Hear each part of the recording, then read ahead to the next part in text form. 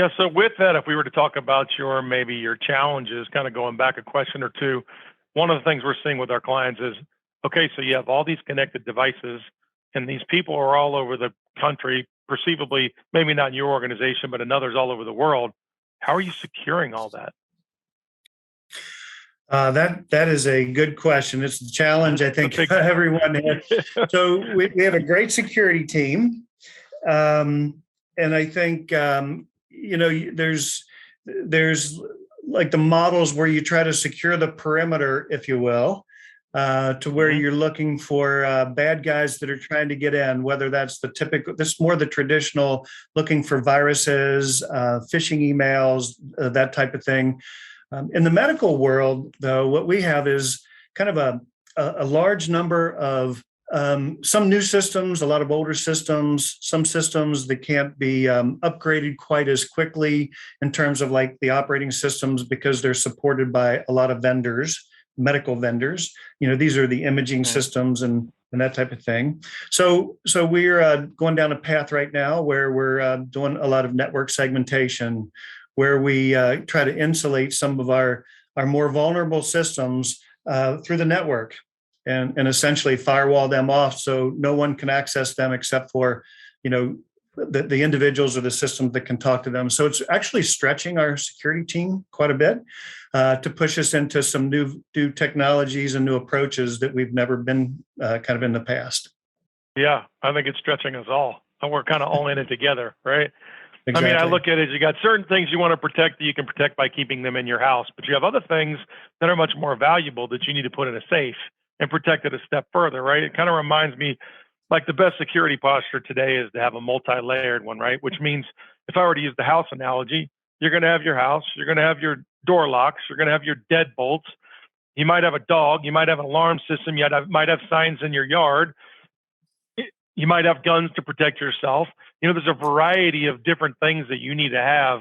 And I think the security world, especially today with so many people all over the place and so many connected devices, you have to have a multi-layered approach, or you're just kind of waiting, not if you get hit, it's going to be when you get hit. Exactly. And we spend a lot dealing with all of our endpoints, trying to secure our endpoints, especially when you're dealing with personal medical record type information. So that's very important that we secure, whether it's on a phone or a laptop or an iPad. So pretty much any device, we're into some new technologies that wrap some security around that. But then also just from a network and a monitoring standpoint, it's pushing us into some areas where we're really looking at patterns. Who's allowed to access which systems, and when do we see abnormalities? And when you have a case for, where someone's coming in from another country accessing a system, looking at it, that's an alert now, where, a year or two ago, that wasn't an alert. So we're looking at different patterns. So it's really kind of taken us on a level of intelligence that we never had before. Most of it was putting software in and just letting it run.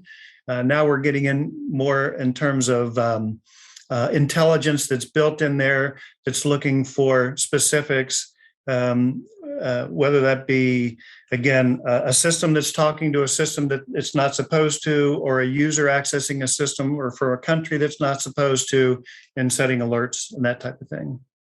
For somebody that's getting into your network and is supposed to be going there, but is going somewhere else, potentially, things like that. Sure enough, it's a challenge I don't think that's going to go away. And they're always going to be one step ahead because that's the nature of the game. Exactly. So yeah. What drove Christ Hospital to this transformation? Like, what was the impetus? What was really kind of driving, your organization toward, we're on stage 3 or 4 right now, right? Well, not too long ago, you were probably on 1 or 2. And what's kind of been driving that? A couple things. The first one starts with, quite honestly, it's our mission. And our mission is to improve patient outcomes. It's to improve the patient experience and do it in an affordable way. So we have to continually improve in those spaces to begin with. So if you start at the very beginning and what our board of directors is looking for, they're looking for improvement. They're looking for improvement in cost, better consumer engagement. How do we differentiate ourselves from the competition? How do we deal with these new non-traditional companies that are entering our market. So they kind of expect that. That's been part of our strategic plan all along. And so we were making investments in that space already.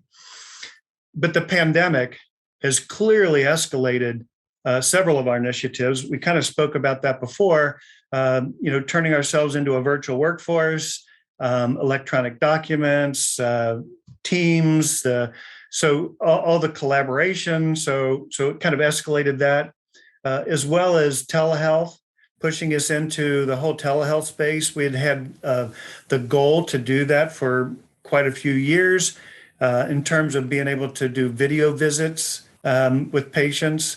And again, it forced us into a scenario where we had to pull the plan off the shelf and actually go implement it in a matter of weeks. And truly in a matter of weeks, we were seeing thousands of patients a week, on a video visit platform that we put together in like 2 weeks. So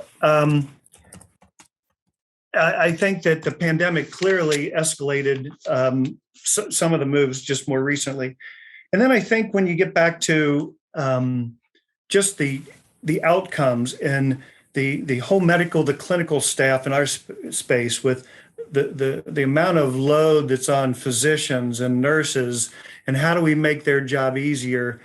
And so a lot of the things that we're doing try to eliminate the amount of time they spend sitting at a computer.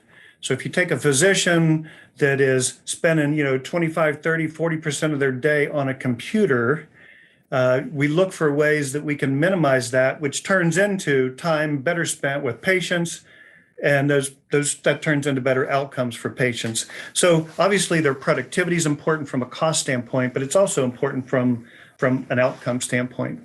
And the other thing that's going on in our space is the medical field in itself is going through a transformation, not just the consumer and the operational, but the medical field itself. When you think of the treatments for oncology, the procedures within cardiology, some of the devices that are used in joint and spine, all of the new systems that they use medically are now provide essentially integrations and data that we can leverage throughout the rest of the organization. So we have to kind of bring those two together. There's a clinical side, and then there's an operational side that we have to bring together. So a lot of change going on, but all that is driven by trying to improve the medical outcome for patients.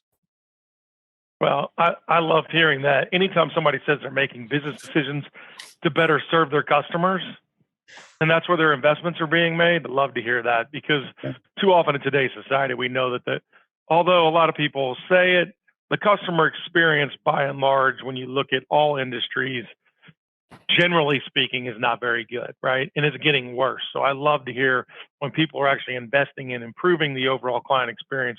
I appreciate you sharing that. And the one thing that I might repeat there that you didn't say this time, but we said before, is I'm assuming that some of the digital transformation was being driven by the fact that you need to recruit and retain top talent, right?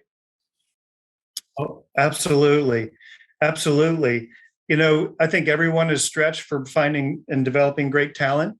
And one of the things that with this digital transformation, one of the things, if you think of the keys to success, is having some new skill sets, especially within IT. We're doing things that we never did before. So we either have to find our own staff who can transition quickly out of a role and into a new role, so to support a new technology, or we have to find either hire or contract skills that we don't have. And a lot of that, again, historically, we would look locally. Now we're looking nationally for that kind of talent. Yeah, very good. What do you think, excuse me, my voice is cracking a little bit here. I'm going to take a quick drink, but what do you think have been the key enablers to your success? Like, what's enabling you to get to that stage 3 or 4 you say you're at on a 5-stage, continuum? That's pretty far along. What do you see as your greatest enablers? Well, one is the skill sets, being conscious that what we can't do is take 2, 3, 4 years to do some of these projects. So what we have to do is recognize whether we have the talent internally or people can transition and learn quickly. And we have some people that have done a great job of that. but then it's also recognizing what are our voids and then go finding them and finding it quickly. And so we've done a lot of partnerships with vendors, bringing in consultants, doing a national search for some skill sets. So all in all, basically making sure that we're staffed appropriately. So that's job one. I think the second piece, I mentioned our core systems. Having a good handle on our core systems, our ERP environment, our EMR, which is our medical records, our imaging, those are the foundations. That's where all of our core data resides. And then essentially architecting how all these other services kind of integrate and surround that. So coming up with an architecture to do that. I also think, if I have to think of an enabler, this kind of gets outside of kind of technical enabler, but it's really having the management support from the board to our executive team, all the way down through the leaders throughout our organization. Because a lot of this causes, the technology is one element, but when you're talking user skill set differences, you're talking process changes that kind of radiate throughout the whole organization. So unless you have the other organizations on board and fully engaged and supportive of business process change, it's kind of like a change in the way you're going to market. Unless you're aligned there, it'll be a failure.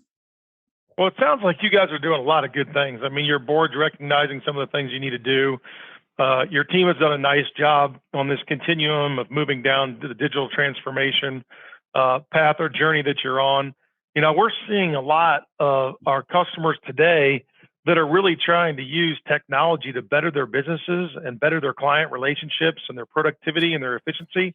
But we keep hearing more and more about how they're looking for good partners, because at the end of the day, with the talent pool as tight as it is, it's like if you don't have the depth of expertise in-house, you just want to have another firm or another party that you can count on that might be able to provide that extra depth in a certain area that you might not have on staff. Would you agree with that? Wholeheartedly. I think it's recognizing where your strengths are and then where your voids are, and then how do you fill those voids? And, we've done several partnerships on a couple projects. We're in the middle of doing an ERP implementation of a brand new ERP system right now. There's no way we could do that without a systems integrator. There's just no way. We don't have the expertise to run a project like that, nor do we have the amount, just the sheer number of resources it takes to run a project like that. So to do that and do that right, we have to partner with someone as a systems integrator. Other ones are more technical support in terms of, some technical skills that we don't have, that we need to either partner with a company or find consultants that have specific skill sets. I think it's one of the keys to success. It's one of those age-old stories where, if you try to go alone, a lot of times, you make a mistake, then you make a mistake and you make a mistake. And in the end, you may wind up okay, but it may take 2 or 3 tries or a year or two to get there. If you want to get there in the first shot, you're going to need to have the skill sets.